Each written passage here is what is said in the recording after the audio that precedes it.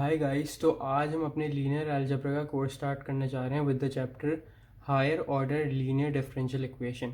Basically higher order linear differential equation को अगर define किया जाए तो उसके अंदर इंडिपेंडेंट वेरिएबल जो होता है वो होता है एक्स, और डिपेंडेंट वेरिएबल जो होता है वो होता है वाई। तो basically a linear differential equation of order X in the dependent variable Y and the independent variable X is of this form. ये बेसिकली उसकी जनरल फॉर्म है। अब linear differential equation of higher order basically दो categories के अंदर divide हो जाती हैं। अगर आप देखें तो ये पूरी इक्वेशन इक्वेट हुई है किसी फंक्शन ऑफ एक्स के साथ। अगर ये फंक्शन ऑफ एक्स ज़ीरो के बराबर है, अगर ये फंक्शन ज़ीरो के बराबर है तो ये एक अलग कैटेगरी होगी, और अगर ये फंक्शन ज़ीरो के बराबर नहीं है, किसी और फंक्शन ऑफ एक्स के बराबर है, फॉर एग्जांपल ये पूरी इक्वेशन साइन एक्स के बराबर हो, कॉस एक्स के बराबर हो, एक्स के बराबर हो, कोई भी ट्रिग्नोमेट्रिक फंक्शन, अलजेब्रिक फंक्शन या किसी भी और फंक्शन के बराबर हो, तो वो एक अलग कैटेगरी के अंदर डिवाइड हो जाता है। हम स्टार्ट करते हैं function of X is equals to zero से, कि अगर फंक्शन ऑफ एक्स जिससे ये पूरी इक्वेशन इक्वेट हुई हुई है, अगर वो ज़ीरो के बराबर हो तो क्या होता है।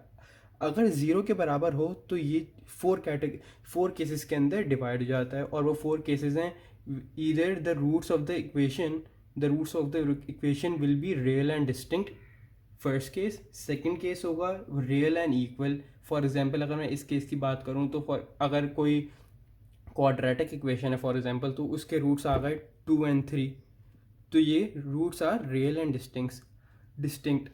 और अगर फॉर एग्जांपल रूट्स आ गए 2 और 2 क्वाड्रेटिक इक्वेशन के, तो ये केस है real and equal. Third case है इमेजिनरी एंड डिस्टिंक्ट। अगर कोई क्वाड्रेटिक इक्वेशन है जिसका आंसर कॉम्प्लेक्स नंबर्स के अंदर आता है, लेकिन वो कॉम्प्लेक्स नंबर दोनों डिफरेंट हैं, तो वो थर्ड केस के अंदर लाई करेगा हमारे, which is imaginary and distinct. और fourth case which is imaginary and equal. अब अगर फंक्शन ऑफ एक्स यहाँ पर ज़ीरो हो, अगर ये वाली चीज़ ज़ीरो हो, तो उस केस के अंदर हमारा आंसर कॉम्प्लीमेंट्री फंक्शन के बराबर होता है खाली। लेकिन अगर हमारा फंक्शन ऑफ ज़ीरो ना हो, फंक्शन ऑफ एक्स ज़ीरो ना हो, तो हमारी जो इक्वेशन फाइनल आंसर होएगा वो C F complementary function plus P I होगा। पी आई क्या होता है ये हम आगे डिस्कस करेंगे, सब पूरा डिटेल के अंदर डिस्कस करेंगे। तो अब पहले हम इन चार केसेस को डिस्कस करना शुरू करते हैं। तो फर्स्ट केस पे आ जाते हैं। तो फर्स्ट केस जैसा कि हमने डिस्कस किया था is roots are real and equal. For example मेरे इक्वेशन के रूट्स आए m1 m2 m3 m4। अब depends on the order of the equation. अगर थर्ड ऑर्डर की पॉलिनॉमियल इक्वेशन होगी तो 3 रूट्स निकलेंगे, क्वाड्रेटिक इक्वेशन होगी तो 2 रूट्स निकलेंगे, एंड सो ऑन। तो अगर roots are real and equal तो complementary function of the equation जो बनेगा, हमने क्या डिस्कस किया था पीछे, कि अगर F of X equals to zero हो तो आंसर सिर्फ कॉम्प्लीमेंट्री फंक्शन के बराबर होता है। तो roots are real and equal के केस में कॉम्प्लीमेंट्री फंक्शन क्या बनेगा, C one is equals to E M one X plus C two is equals to M two E M two X plus C three E M three X. अब इसकी एक example कर लेते हैं ताकि ये पूरा क्लियर हो जाए। अब एग्जांपल के अंदर अगर आप देखें तो एग्जांपल हमको दी हुई है D two Y upon D X square plus 5 dy by D X plus 6y। अब D two Y over D X square हम सब जानते हैं, हम इसको इस तरीके से भी लिख सकते हैं, हम इसको डी स्क्वायर भी लिख सकते हैं, और D Y by D X को हम डी लिख सकते हैं।